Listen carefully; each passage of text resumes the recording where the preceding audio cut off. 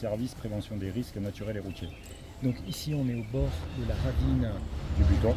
qui a donc été en crue au moment de Garance. Il y a eu de gros dégâts, on le voit autour des maisons. Qu'est-ce que vous avez expliqué à la ministre, M. Azzouni? Donc on a expliqué le fonctionnement global des ravines sur l'île qui sont très typiques des territoires ultramarins puisqu'on est sur des ravines qui ont des fortes pentes sur lesquelles il y a des quantités de pluie astronomiques qui tombent en un temps très court et donc qui dévalent les pentes très rapidement et qui charrient, et c'est une des particularités de ces ravines réunionnaises, énormément de matériaux qui viennent encombrer le lit de la ravine.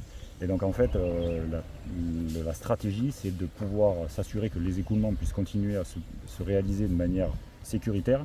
Et donc en fait les interventions qui ont été réalisées c'est enlever et retravailler la forme des ravines pour être sûr que pour la prochaine saison cyclonique qui vient de démarrer, on ne mette pas en insécurité toutes les habitations qui sont à proximité de la ravine. On entend là les engins de chantier. Qu'est-ce qui a été fait, qu'est-ce qui reste à faire sur cette ravine du Butor? Donc sur cette ravine du Butor, il y a quasiment la totalité du travail qui était prévu qui a été réalisé. C'est-à-dire qu'il y a une partie des matériaux qui a été enlevée.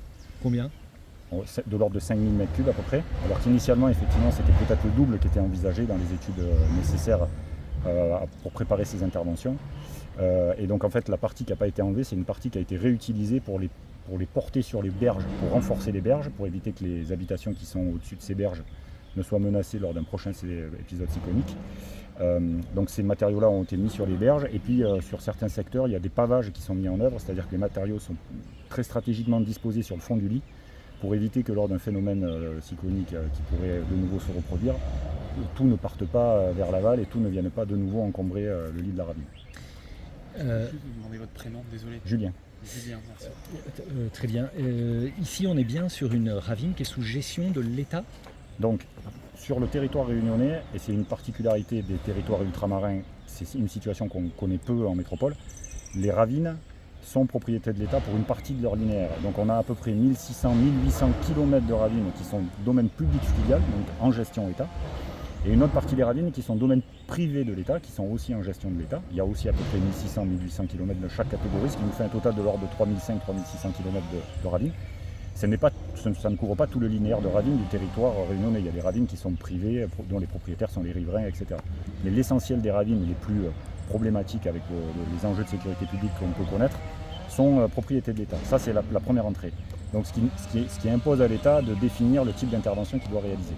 Maintenant, l'État n'est tenu dans les faits, par les obligations qui sont les siennes, d'assurer juste le juste écoulement des ravines.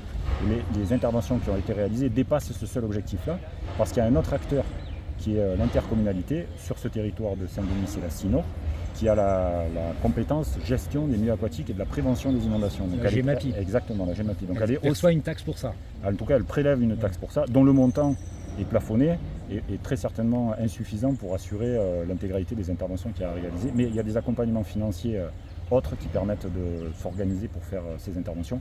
Et donc, de mon point de vue, le gros travail et la grosse réussite sur le territoire réunionnais, c'est que intercommunalité et État, au lieu de se renvoyer la balle sur les responsabilités, ont dépassé ces questions-là pour définir précisément comment on se partageait les interventions. Donc sur le Butor ici, c'est l'État qui est intervenu.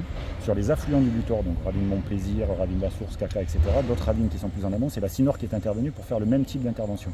Donc la réussite là, sur ce territoire, c'est qu'on a réussi, pour un phénomène cyclonique qui est arrivé fin février, à mobiliser les moyens financiers et à se partager le travail avec l'intercommunalité pour que pour cette saison cyclonique qui s'ouvre, tout soit à peu près remis d'aplomb et que personne ne soit en insécurité.